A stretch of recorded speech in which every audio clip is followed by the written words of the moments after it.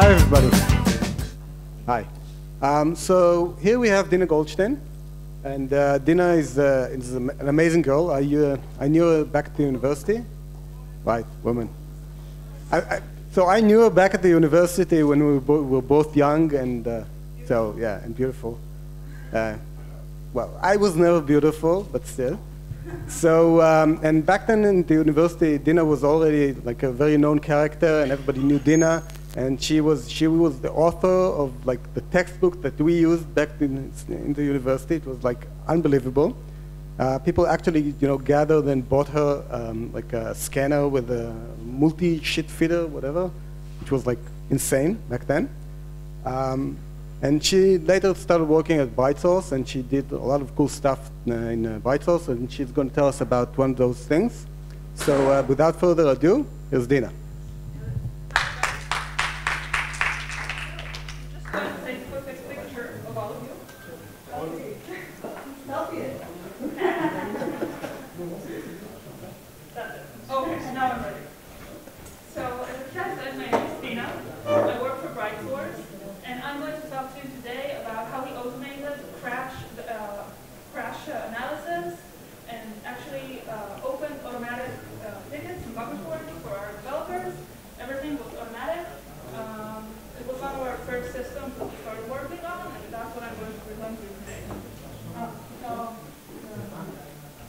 Did you hear me before?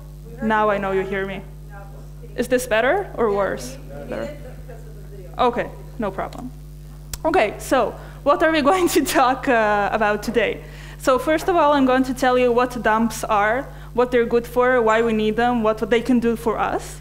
Then I'm going to talk to you about analysis of these dump files, both manual analysis and automatic analysis. Then I'm going to present to you the entire flow of our automatic triage system for crashes. Okay, let's go on. First of all, I can't continue without talking a bit about the background and self-promotion and everything. So BrightSource is an Israeli company. It's located in Jerusalem. We do solar energy, okay? Here you can see an image. It's not very clear, but you can get the idea. From Google Earth, you can see 3 of our fields here. I don't know any other company whose product you can see on Google Earth, so that's pretty cool. What we do is that we build huge fields filled with mirrors, and they concentrate the energy of the sun to big boilers, which are located in the middle of the fields. And there's water inside, and it boils. And I'm not a physicist, but from what I understand, once we have steam, we have electricity. So, so that's that. And here you can see a close-up of one of the fields. You can see the mirror here, and you can see the tower and the boiler. And the reason that it shines like that is that actually all the sunbeams are concentrated on the boiler, and that's why it looks like that. So why am I telling you all of this? Well, first of all, because we're cool and all that. And second of all, because this entire operation, it's a pretty big one. It has control software, and control software has bugs, and this software crashes, and the developers have to fix it. And that's what we're here to talk about. So let's start with some basics. Users don't like violent crashes, okay? So, violent crashes, I mean that the program just shuts down and nothing happens and just disappears. So at first, what we did was wrap all the code up in a special mechanism which kind of swallowed all the unhandled exceptions and displayed a nice screen for the user. Something along the lines of, something unexpected happened, please contact development, you can find log files here and there, something like that. And that was pretty good. Our system is composed of several modules, and they write a lot of logs, okay? It's pretty extensive. And we managed to solve quite a few bugs like that. We got reports from the field, something happened at this date, at this time. We opened the log files, we looked inside, we saw the error that was logged, and we managed to solve everything. But the problem was that as time passed by, what happened is that we started encountering crashes that happened, and we couldn't recreate them in the development environment. we couldn't understand from the logs what happened. We just couldn't. And so we had to tell the users, I'm sorry, we couldn't resolve this issue. Please let us know again if this happens. Moreover, what was even more interesting is that sometimes we did manage to solve the problem, but the last error message in the log file had absolutely nothing to do with the actual problem. Okay, so that was a pretty common scenario, and we had to solve that. So what we really needed was a mechanism that allows us to know which exception happened, when it happened, and how exactly we got to that point of code with that exception. For example, let's say that my error was that some key was not found in some dictionary. Okay, that's not bad, it's good to know, but which key? Which dictionary? What was the flow of events that led me to this point in the code where I couldn't find that key in that dictionary? I can't know that from all the logs. The log is general. I could know that there was a problem with some key in some dictionary. But unless I treat each exception specifically and write specific data, I can't know more details, which I can see when I'm debugging the code itself. So we had to find some sort of mechanism to allow us to get this data post-mortem, after the crash already happened. I'm sorry. OK, I'm sorry. Once again, this slide. So luckily enough, this mechanism exists. OK? It's called a dump file. A dump file is essentially an image of the process's memory. Everything that belongs to this process exists in the dump file. It means that you can see there all the threads that belong to the process, all the data on the heap, all the local variables, all the call stacks for all the threads, all the locks, the threads that hold the locks, and the threads that wait on these locks. Really, anything that belongs to the process is saved in this dump file. So that's a pretty good place to start, OK? And luckily enough, Windows can take such dump file when a program crashes. And if the program crashes and we have this dump file, which is a representation of the crash, of the memories, of the process's memory at the moment of the crash, we can then look at it and see what's inside and try to analyze it. So we need a tool that does this. Luckily for us, again, this format is pretty standard, and all the regular debuggers know how to open and read this data. And read this data. And so then we can take a look inside and see what's going on. OK, so here you can see a screenshot of a dump file, which I opened with Visual Studio. And do you see the fine print here?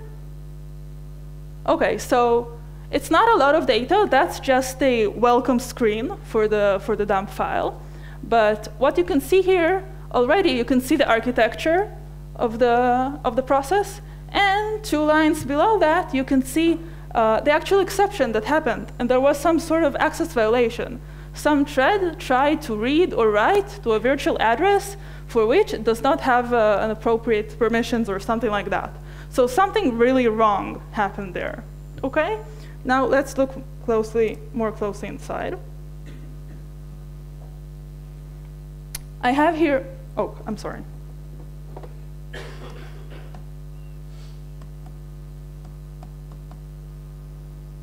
OK. I have Visual Studio here. And I already dragged a dump file inside, OK? And that's the welcome screen. It's not the exact same dump file as in the slides, but it's similar. And here you can see the same data that you saw before. Now I can click on Debug. And I get a window saying that there was an exception and some more data, even from from the exception, more than I saw in the welcome screen. And once I click on break here, I can actually see the call stack here. And I can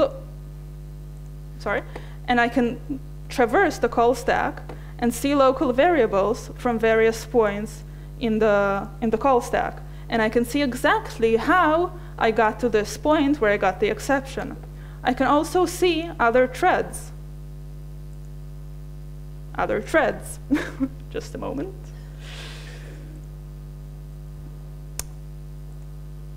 Other threads. OK. And I can scroll down. There are plenty of threads here. I can click on this one, for example, and see the call stack for this thread, or this thread. And for each frame in these threads, in these call stacks, let's find something more interesting.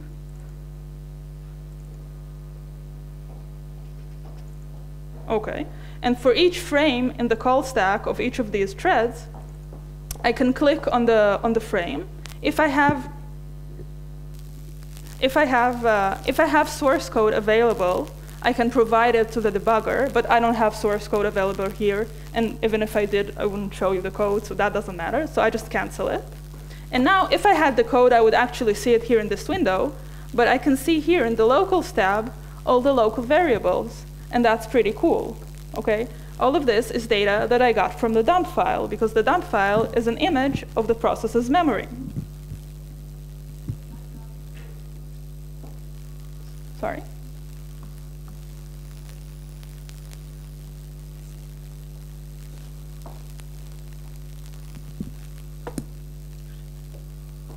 Yes. OK.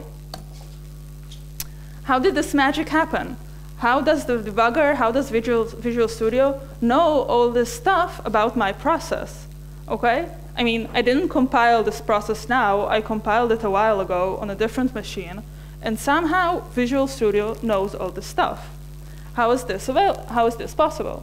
So the mechanism is something called symbol file, or debug information. What happens is that anytime we compile an executable or a DLL in Visual Studio, for example, also, along with the DLL or executable, Visual Studio creates a file whose extension is PDB. And this file contains all sorts of helper information, which can help debuggers understand our code better. What does this debug information contain? Mostly correspondence between locations, memory addresses, and method names. As we know, each method resides in some location in the process's memory. So in order to understand and display this nice call stack, including DLL names and method names, there has to be a correspondence between the memory where the function resides and its name. Also, the debug information contains names of local variables, arguments, their types, even file names and lines of code where the function was defined. That's what allows me, when I open the source code in Visual Studio, to double-click on a frame in a call stack, and Visual Studio would show me the code that corresponds to this frame. So that's also available using the symbols file. Now, what happens if I don't have a symbols file? Here, I show you what happens if I run the same debugger as I used for this dump. If I run the same debugger trying to get the call stack of the same dump file, okay, of the same thread, everything the same, but I just didn't give the debugger the symbols file. And see what happens. It doesn't even give me the correct call stack. It's not just that I have numbers instead of names. It's not just that I have numbers instead of names. I actually don't have the entire call stack. So symbols are essential for me to be able to debug and understand and analyze dump files correctly. By the way, a similar mechanism of symbol files and debug information in dumps exists for Linux as well, but it's a different format. So you can't use Visual Studio to debug a dump of a Linux process. I'm not familiar with the tools there, so you have to search online a bit, but I know it exists.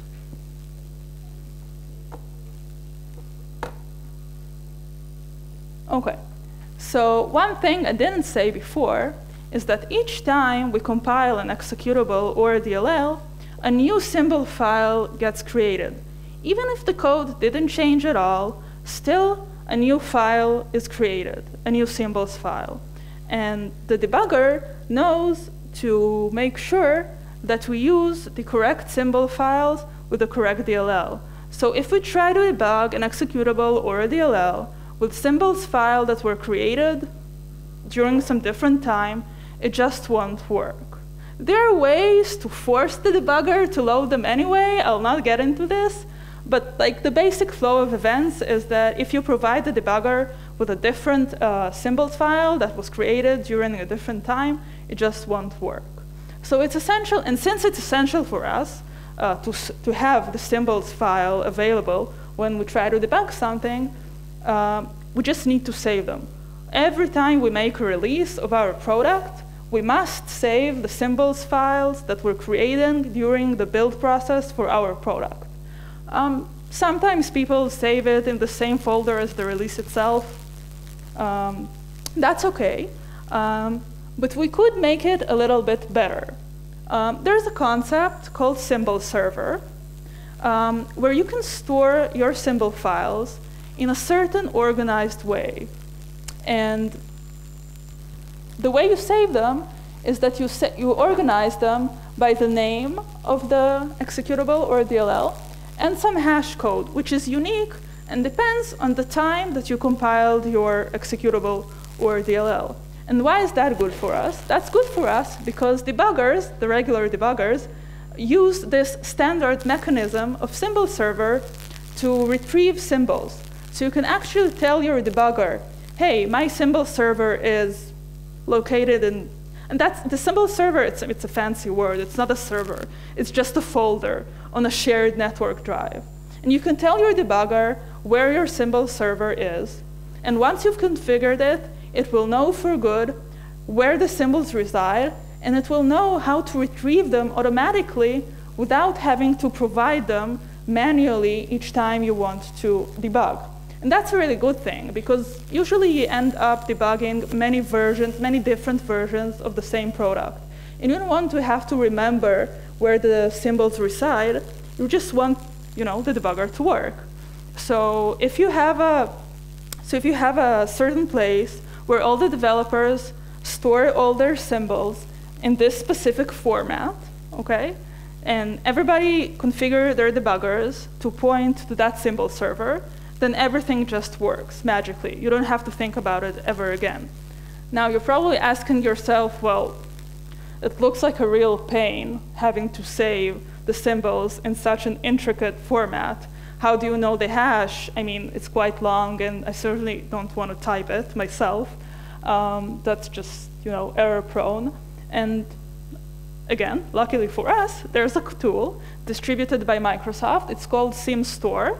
You just tell it where the symbol server is, and you tell it where your symbols file is, and it just stores the symbol file in the symbol server according to this format, okay? So you don't really have to do it yourself. You just use this tool to put your symbols in the symbol server and forget about it. I strongly recommend that you integrate this tool into your release procedure, because then it would just get done automatically every time you do a release, and really don't have to think about it much. So it's really convenient. Okay, so that's where we've been talking about all sorts of general stuff. Let's return to the bright source stuff and understand what are the challenges that we're facing and why analyzing the dumps in our situation was harder than in other situations. So let's talk a bit about our development and production environment. Our development environment is quite convenient. We have internet, we have network shares, we have mail, whatever. We have link, and it's all good. But our product is power plants, okay? Power plants are not connected to the internet. They're not connected to anything, basically. There's an internal network, shared between the servers, and we don't have, as programmers, as developers, we don't have access to it. If we need access to the production network, we need to go to a special room. It's in another room. There's a network there, which is located in Israel, and only this network can connect through a special one-way, very secure, safe, whatever, all sorts of security layers in place there, and it can connect and do remote control over the computers in the production network, which are completely separate, again, from our development environment. And there's a possibility to copy files really, really, really slowly from the production network to the network in that specific room in our building, single room. Okay? So that makes things harder, because if before we could, for example, if we had crashes in production, we could do remote debugging with Visual Studio, or somehow connect and see what's going on live. We can't do that. The developers can't do anything live on the production, okay? And that's a real problem.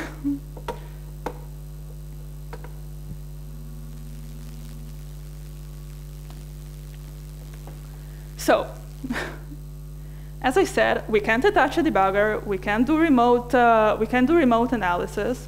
Moreover, as we saw before, symbols are very critical to our ability to analyze and understand dump files and debug processes generally.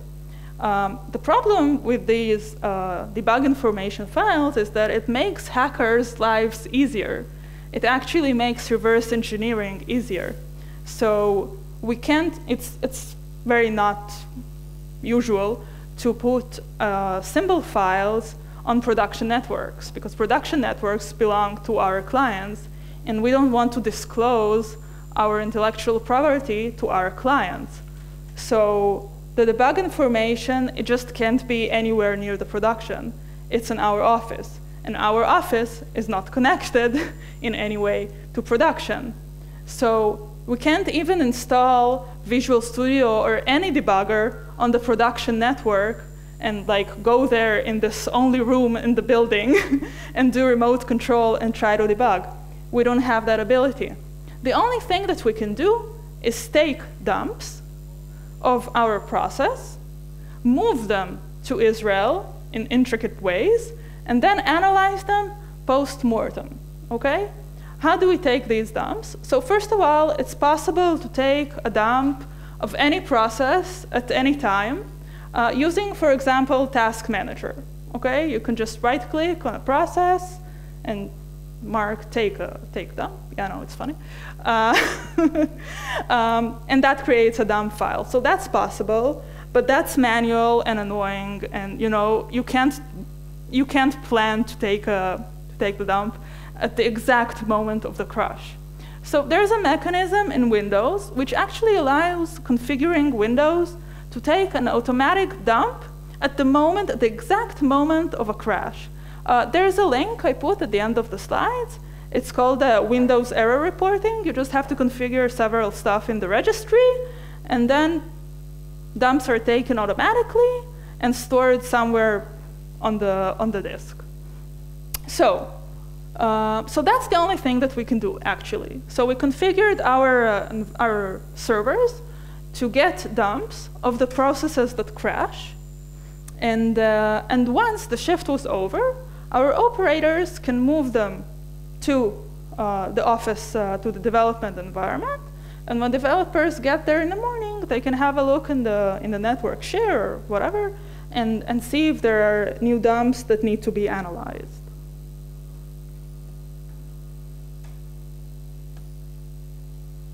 Let's go over the flow of the manual analysis flow.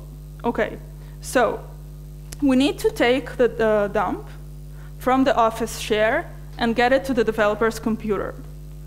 Okay, obviously that's not really necessary. We could analyze the dump from the network share, but it's faster on an SSD, on a machine with an SSD, rather than working on a network shared, which is a slow storage which everybody accesses all the time. So, and dumps can be pretty big. I mean, remember, it's an image of a process. So if we're talking 32-bit, it could be easily 2-3 gigs. If it's 64, it can be much larger. So it's a large file, and we need to have it available somewhere. Then, if we don't have a symbol server in place, we need to find the version of the product that we're trying to debug. We need to find the symbol files. We need to give them to the debugger. We need to debug the dump file, locate the last exception that occurred, the one that caused the crash. Then we need to find the call stack that made us arrive at this exception. We need to locate the function in this call stack, the first function that actually belongs to us, to BrightSource, and not, say, Win32 or CLR or cruntime or whatever. We need to find something that's ours, that we can assign to some developer in BrightSource. We need to remember who that developer is. I mean, if I see some DLL, which I know it's ours, I need to remember who the developer that's responsible of this DLL. And then I need to go to our project management place and open a bug report. If I don't like this developer very much, I would just write in the bug report that there's a dump for you, here's the location. If I'm in a more cooperative mood, I probably should include a call stack, the exception, maybe some other info that I found useful. And something else that I should mention here is that probably when we release a buggy version, a lot of the crashes are from the same location. So if I could also aggregate all the crashes that were caused by the same exception in the same location in the code, that would be really awesome. And well, aggregation is obviously impossible when you have dozens of crashes per day, because it takes time. I wrote here, I guess that this whole process might take about 10 minutes for a dump. But from my own experience, after 3 of those, you start to get exponentially slower. It's really an annoying task, truly. It's repetitive, it's mundane, you have to, like a robot, you have to drag dumps inside, drag the symbols, click on debug, search for the call stack, find the developer responsible, open the ticket. It's not fun at all. And so aggregation is totally out of the question here. And so we must find a way to do this better, really. Because if it's about 10 minutes per dump, and I forgot to mention this before, but this whole thing was done during very early stages of development of our project, and the software was, really, it was unstable, let's call it that. And I think that in our worst days, we had dozens of crashes. So, multiply dozens of crashes by 10 minutes. The developers don't get to do much developing. So we should find a way to make it faster. And we found this way. A few years ago, Microsoft released a library called CLRMD. It's distributed via NuGet. And what it gives us is that it gives us a programmatic API for debugging. It means I can do the same things that I described here before, and I showed you, like loading the dump, clicking play, looking at the threads, looking at the call stacks. It gives me a programmatic API, and I can do all of that in code, meaning automatically. Okay? So what it allows us to do, the exact things that we need. It allows us to get the last event in the code that happened in the dump, exception in our case.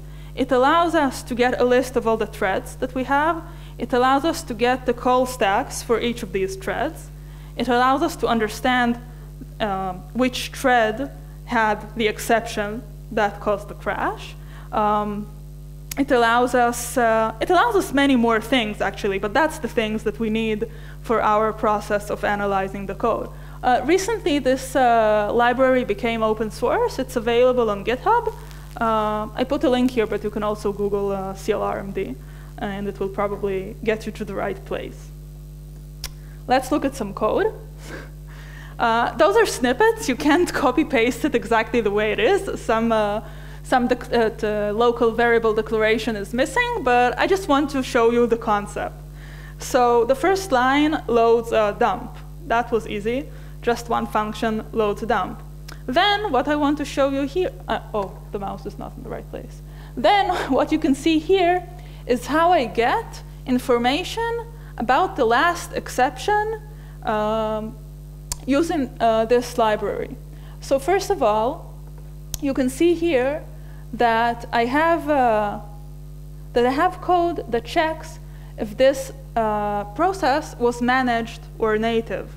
And that's a very important feature. Although this library is written in C#, it supports debugging and analyzing both native and managed code. That's very important because specifically in our case, and I assume that it might be similar in many other cases, we had a UI, the system itself had a UI, which was written in WPF, in .NET, but the core logic and algorithmic parts were written in C++, which was wrapped in C++ CLI, and that's how the UI interacted with these modules. And so most of the crashes actually were from the C++ code. Not because the C++ developers were worse, but simply because most of the code was C++, and C++ is more complicated as it is. So most of the crashes were from C++, and it was very important for us to be able to get this dump from a managed process, which contained native parts, and be able to debug and analyze both parts of the process, okay? So here you can see that it's possible to understand if the process is managed or native. And well, it's not very important right now, but it is possible for a managed native to contain inside several versions of CLR. So the debugger even supports that. We could actually debug, oh, again, it's not the right screen, I'm sorry. Here you can see that it's possible to check if we have several versions of CLR in our process, and it's possible to debug all of them if we need.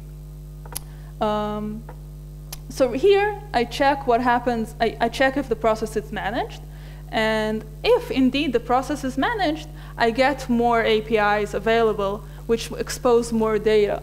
For example, I'll get to it in a second in more detail, but here, if I know that the process is managed, I can get more data about the current exception. I can get more data which is relevant for CLR, like the type of the exception, and not just a message describing what was written inside. So now let's look how we get the exception information. Here we have the get last event information method. That's a general method. It works both for managed and for native. And it has quite a lot of out parameters.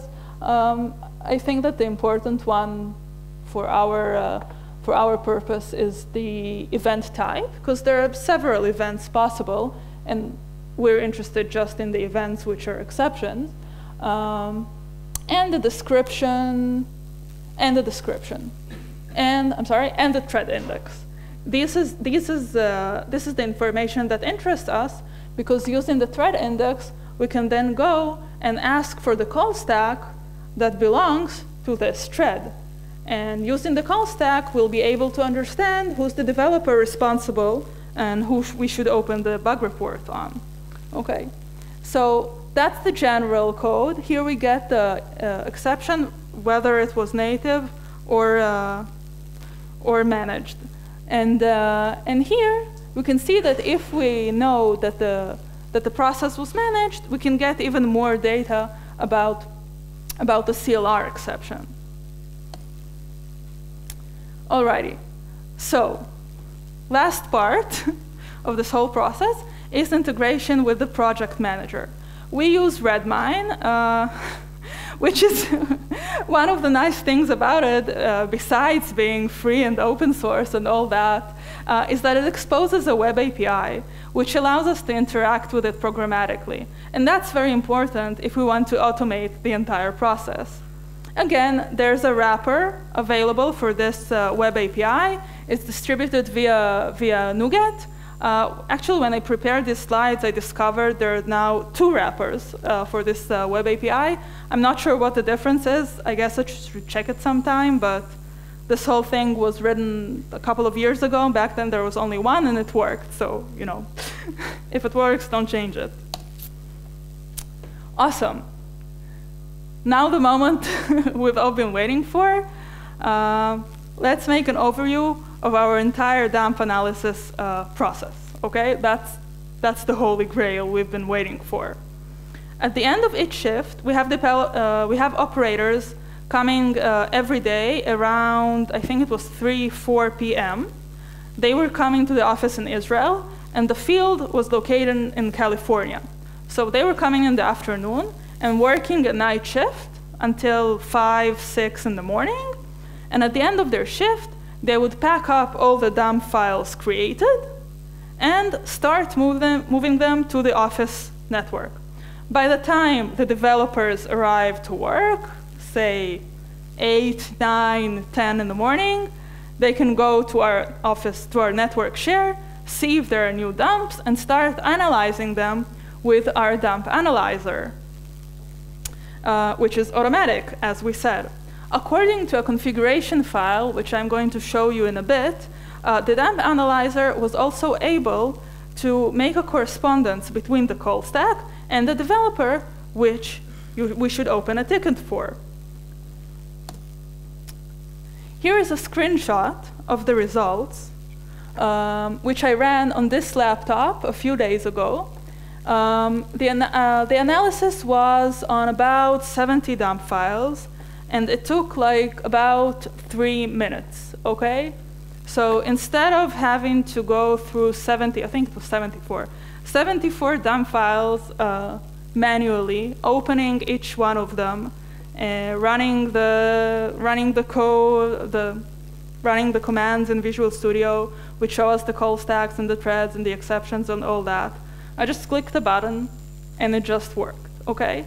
Another thing you can see here, which is really nice, is the statistics at the end.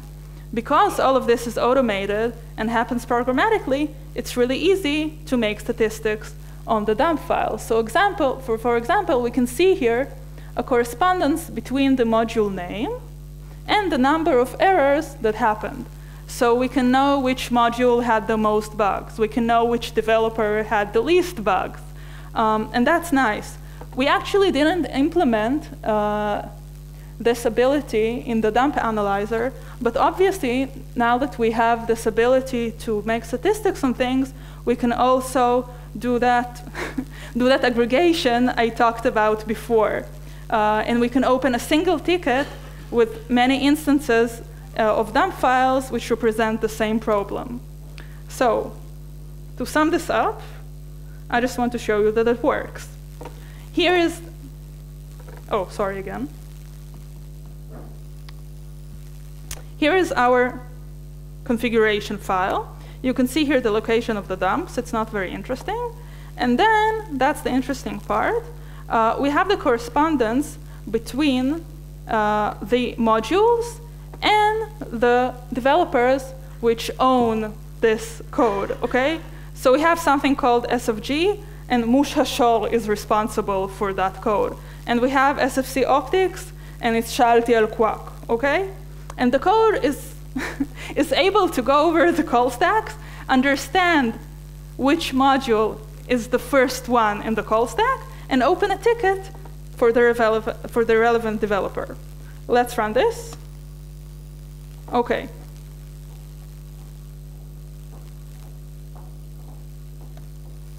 It's starting to run. It's displaying stuff on the screen, but let's look in my Redmine. Okay, I see, let me make this bigger. I see tickets starting to appear. We had 18, I'll refresh. I have 28 now. So it's actually opening tickets right this moment. And let's look at them. Okay, it's a bug. There was a problem. In the title of the ticket, we can see the module and the name of the function. Sorry. The name of the function, and you can even see here the exception that happened. If I click inside, I can see the call stack. Okay? So it actually works. Sorry, again. Okay. No, not okay. 20%.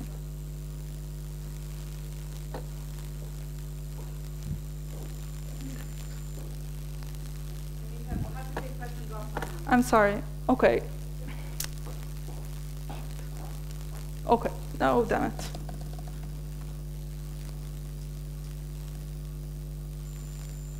Okay. That's the summary. So that's it. I'll show you our entire flow. We talked about dumps, what they can give us, why they're good. I showed you the entire process, automatic process of our triage of crush dumps. I show you that it actually works. And there are some resources here if you want to try to do it at home. I do hope you don't have to analyze dozens of dumps per day. Thank you.